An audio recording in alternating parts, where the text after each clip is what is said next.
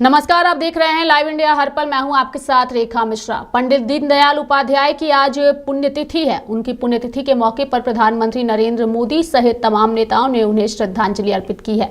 वहीं अगर हम बात करें बीजेपी के राष्ट्रीय अध्यक्ष जेपी नड्डा की, तो उन्होंने भी पंडित दीनदयाल उपाध्याय की पुण्यतिथि के मौके पर उन्हें याद करते हुए उन्हें नमन किया। वहीं दूसरी ओर योगी आदित्यनाथ ने भी पंडित दीनदयाल की जयंती के मौके पर उन्हें याद किया और उन्हें नमन किया है। आज हम अपने इस खास कार्यक्रम में पंडित दीनदयाल उपाध्याय के जीवन से जुड़ी कुछ रोचक बातों से आपको रूबरू कराएंगे।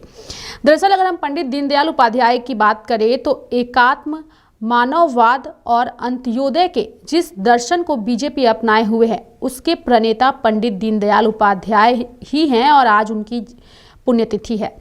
जब आरएसएस प्रचारक उपाध्याय को श्यामा प्रसाद मुखर्जी भारतीय जनसंघ से जोड़कर राजनीति में उतरने के लिए कह रहे थे, तब उन्होंने कहा था कि मुझे क्यों कीचड़ में डाला जा रहा है। इस पर तत्कालीन सरसंघ चालक गुरुजी गोलवरकर ने कहा था, जो कीचड़ में रहकर भी कमल पत्र जैसा अलिप्त रह सकता हो, वही राजनीति के क्षेत्र में कार्य करने में योग्य होता है और इसलिए तुम्हारा चयन किया गया है। श्यामा प्रसाद मुखर्जी के साथ मिलकर भारतीय जनसंघ के रूप में देश को राजनीतिक विकल्प देने वाले और एकात्म मानववाद के प्रणेता पंडित दीनदयाल उपाध्याय की जयंती पर बुधवार को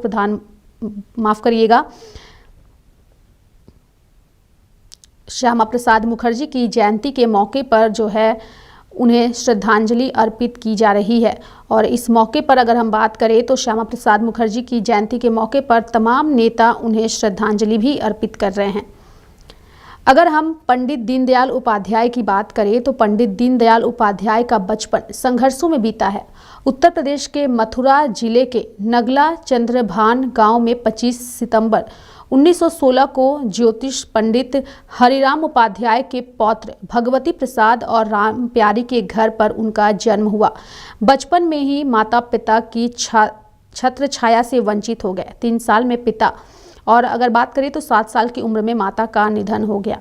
यानी कि पंडित दीनदयाल उपाध्याय के माता पिता उन्हें बचपन में ही छोड़ करके चले गए। लिहाजा गंगापुर और कोटा में नाना चुन्नीलाल और मामा राधा रमन के यहाँ उनका पालन पोषण हुआ। दीनदयाल की शुरुआती शिक्षा गंगापुर में हुई। कोटा से उन्होंने 5वीं कक्षा पास की। राजगढ़ से 8वीं और 9वीं की पढ़ाई की। राजगढ़ से सीकर जाकर उन्होंने हाई स्कूल में दाखिला लिया। बीमारी में परीक्षा देने पर भी फर्स्ट क्लास में पास हुए। मेधा से खुश होकर सीकर के महाराजा ने उन्हें न केवल स्वर्ण पदक से नवाजा, बल्कि किताबों के लिए 250 रुपये भी दिए। सीकर के राजा ने 10 रुपये महीने की छात्रवृत्ति भी मंजूर की, जिससे दीनदयाल उपाध्याय पढ़ाई उनकी जारी रख सके। 1937 में पिलानी से वह इंटरमीडिएट की परीक्षा प्रथम श्रेणी में पास किए। सभी विषयों में विशेष योग्यता के साथ सफल रहे। साथ ही अगर हम बात करें तो दीनदयाल उपाध्याय के बारे में जो है कई तरह की बातें कही जाती है और कई सारी रोचक चीज़ें जो है वो उनकी जीवन से जुड़ी हुई है।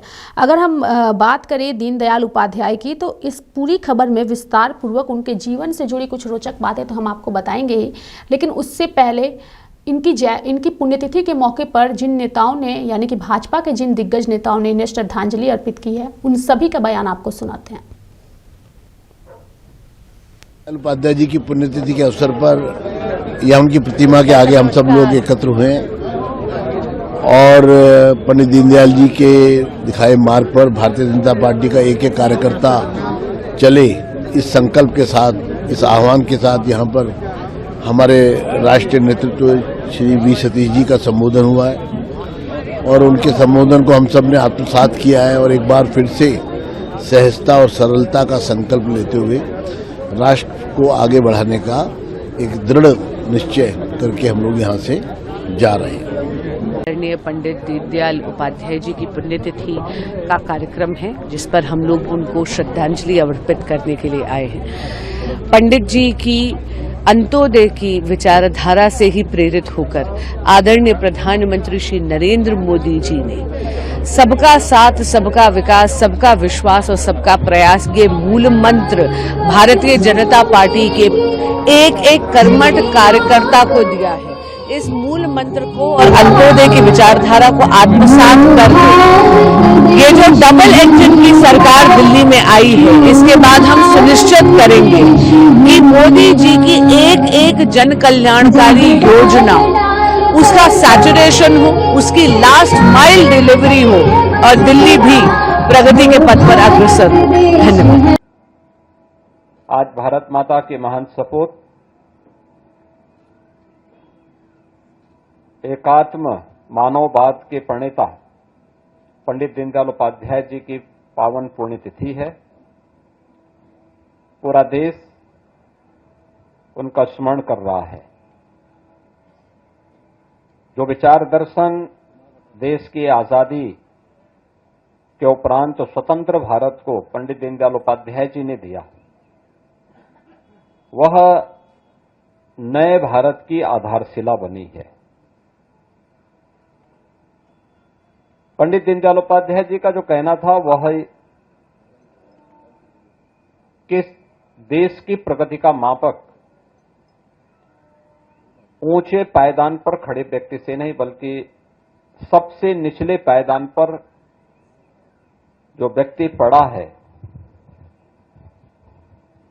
उसके चेहरे की खुशहाली से की जानी चाहिए। उनकी सोच अंत्योदय की सोच थी। अंतिम पायदान पर खड़े हुए व्यक्ति के बारे में हमारी सोच क्या है, उस सोच को प्रदर्शित करने के लिए ही उन्होंने देश के स्वतंत्र भारत में एक नए जीवन दर्शन को, विचार प्रवाह को उन्होंने उस समय दिया था। और परिणाम क्या हुआ? भले ही उस समय की सरकारों ने उसकी उपेक्षा की हो, लेकिन आज आप देख रहे होंगे कि उस समय की वे सरकारें गरीबी हटाओ के बड़े बड़े नारे देती थी, लेकिन गरीबी तो नहीं हट पाई।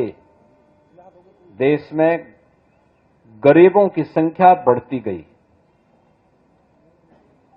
आज आप देख रहे होंगे पिछले 11 वर्ष के अंदर प्रधानमंत्री मोदी जी के नेतृत्व में, मोदी जी ने 2014 में जो बातें देश के नागरिकों से कही, उनसे जब पूछा गया कि वास्तव में भारत के विकास का रोड मैप आपके पास क्या है, उन्होंने एक शब्द में उसको कहा था, एक वाक्य में कहा था कि सबका साथ और सबका विकास का। इस सबका साथ जिसमें जाति, मत, मजहब, क्षेत्र, भाषा के आधार पर किसी के साथ भेदभाव नहीं है। देश के अंदर अमीरी और गरीबी की रेखा को समाप्त करते हुए सबको हम एक साथ लेकर के चलेंगे, इस भाव को लेकर के उन्होंने एक नारा दिया। और ये सबका साथ और सबके विकास का भाव ही अंत्योदय का भाव है। मानव दर्शन दिया, जिसके माध्यम से प्राचीन चिरातन संस्कृति के माध्यम से हमारी राजनीतिक दिशा क्या हो, ये दर्शन सबसे पहले अगर दुनिया में आया तो दीनदयाल जी उपाध्याय जी के माध्यम से राजनीतिक दर्शन आज वर्तमान में भारतीय जनता पार्टी विश्व की सबसे बड़ी पार्टी अगर बनी है माननीय प्रधानमंत्री श्रीमान नरेंद्र मोदी जी के नेतृत्व में, तो उस दर्शन के सहारे से पार्टी ने दुनिया में अपनी पहचान बनाई। मैं अपनी ओर से भोपाल में आज जो नए निर्माण कार्य हुए, हमारे सभी सांसद विधायक और सबने समर्पण निधि के माध्यम से अपनी 1-1 लाख की रसीद भी कटाई। मैं सबको बधाई देना चाहूँगा। इस समर्पण दिवस के मतलब हमारी पार्टी को चलाने के लिए हमारा अपना स्वयं योगदान साल में एक दिन निश्चित होना चाहिए। मैं इतने उदात्त भाव के लिए सभी मित्रों को बधाई देना चाहूँगा। और आने वाले समय में जो हमारी ग्लोबल इन्वेस्टर समिट होने वाली है, उसके लिए भोपाल सज धज के तैयार हुआ है। पहली बार ये भोपाल में आयोजन हो रहा है। उम्मीद करेंगे अपनी गरिमा और गौरव के हिसाब से ही आयोजन होगा।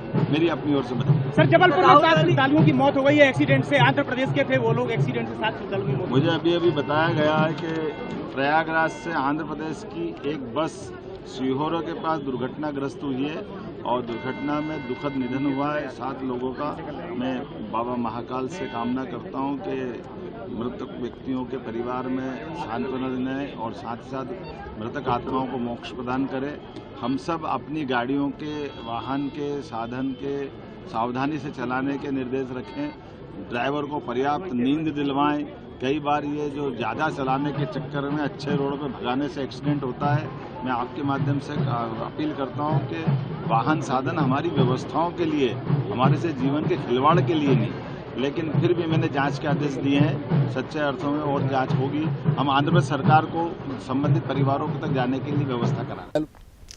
तो पंडित दीनदयाल उपाध्याय की पुण्यतिथि के मौके पर भाजपा के तमाम नेताओं ने उन्हें श्रद्धांजलि अर्पित की है। प्रधानमंत्री नरेंद्र मोदी ने भी अपने सोशल मीडिया हैंडल पर ट्वीट करके उन्हें श्रद्धांजलि दी है।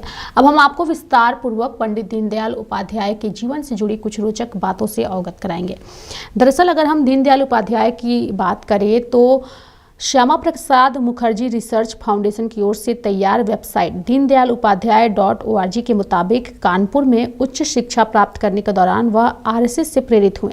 कानपुर की शाखा में संघ की जो प्रतिज्ञा हुई उसमें पहले स्वयंसेवक दीनदयाल ही थे।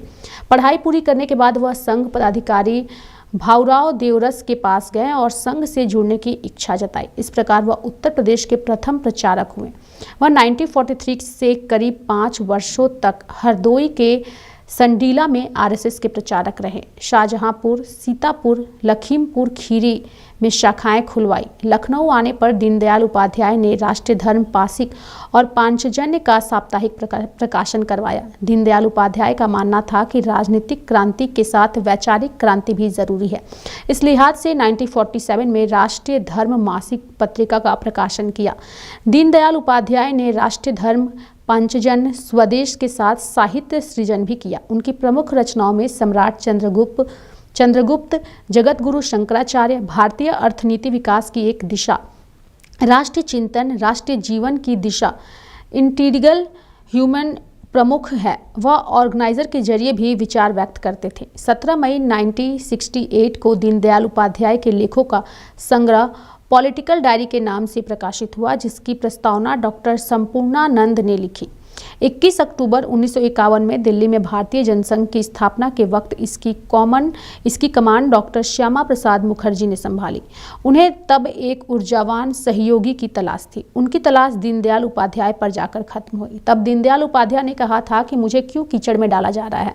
इस पर तत्कालीन संघ चालक गुरुजी गोलवरकर ने कहा था, जो कीचड़ में रहकर भी कमल पत्र जैसा अलिप्त रह सकता हो, वही राजनीति के क्षेत्र में कार्य करने के योग्य होता है और इसलिए तुम्हारा चयन किया गया है।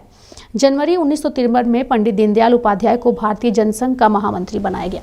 तब श्यामा प्रसाद मुखर्जी ने कहा था, यदि मुझे 2 और दीनदयाल मिल जाएं तो मैं भारतीय रंगमंच का नक्शा ही बदल दूं। श्यामा प्रसाद मुखर्जी के निधन के बाद पार्टी की जिम्मेदारी पूरी तरह दीनदयाल उपाध्याय पर आ गई।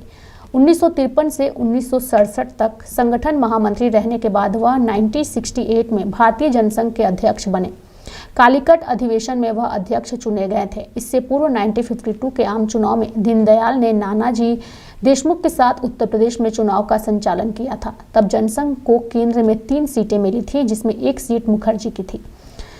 फरवरी 1968 में बिहार में भारतीय जनसंघ की प्रदेश कार्यकारिणी की बैठक थी। बिहार के संगठन मंत्री अश्विन कुमार ने उन्हें बुलावा भेजा था।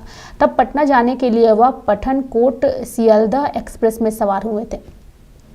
04348 नंबर का टिकट लेकर वह ट्रेन की प्रथम श्रेणी की बोगी में सवार हुए थे।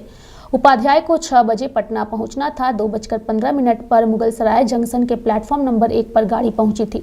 चूंकि यह गाड़ी जो है वो सीधे पटना नहीं जाती थी, इसलिए मुगलसराय जंक्शन पहुंचने पर इसके डिब्बों को दिल्ली हावड़ा एक्सप्रेस से आधे घंटे में जोड़ा जाता था। 11 फरवरी को प्रातः 3:45 बजे सहायक स्टेशन मास्टर को खंबा नंबर 1276 के पास कंकड़ पर पड़ी हुई लाश की सूचना मिली। इस शव की पहचान तब उस वक्त जनसंघ के संस्थापक दीनदयाल उपाध्याय के रूप में हुई तो लोग जो हैं वो चौंक पड़े। इस मामले की सीबीआई जांच हुई थी। तब सीबीआई ने 2 आरोपियों के हवाले से दावा किया था कि चोरी का विरोध कर रहे दीनदयाल उपाध्याय को चलती ट्रेन से नीचे फेंक दिया था। हालांकि तमाम लोगों के गले में यह बात नहीं उतरी थी।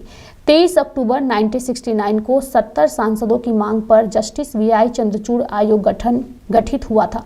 आयोग भी सीबीआई ने भी सीबीआई की जांच को सही ठहराया था। हालांकि इस जांच को लेकर जनसंघ के तत्कालीन कुछ नेता भी मानने को तैयार नहीं थे। उस वक्त दीनदयाल उपाध्याय की मौत को राजनीतिक हत्या भी कहा जा रहा था। हालांकि अब भी उनकी मौत की ऐसी कोई थ्योरी सामने नहीं आई है जिस पर किसी को शंका ना हो। दीनदयाल उपाध्याय ने अंत्योदय का सिद्धांत भी दिया। उन्होंने एक बार कहा था, वे लोग जिनके सामने रोजी रोटी का सवाल है, जिन्हें ना रहने के लिए मकान है और ना तन ढकने के लिए कपड़ा, अपने मैले कुचले बच्चों के बीच जो दम तोड़ रहे हैं और शहरों के उन करोड़ों निराश भाई बहनों को सुखी व संपन्न बनाना हमारा लक्ष्य है। व्यक्तिवाद अधर्म है, राष्ट्र के लिए काम करना धर्म है। 2 धोती 2 कुर्ते और 2 वक्त का भोजन ही मेरा संपूर्ण आवश्यकता है और इससे अधिक मुझे और क्या चाहिए। जनसंघ के आने के बाद उन्होंने अपने विचार साधारण जनता के सामने रखना और अपनी बातों को रखना ही सबसे ज़्यादा महत्वपूर्ण था। और आज उनकी पुण्यतिथि के मौके पर तमाम नेता उन्हें याद कर रहे हैं। ऐसे में लाइव इंडिया हर पल परिवार भी उनकी उनकी पुण्यतिथि के मौके पर, यानी कि उनकी पुण्यतिथि पंडित दीनदयाल उपाध्याय की पुण्यतिथि पर उन्हें नमन करता है और उन्हें श्रद्धांजलि अर्पित करता है। मेरे साथ फिलहाल अभी के लिए इस खबर में इतना ही। आप देखते रहिए लाइव इंडिया हर पल। नमस्कार।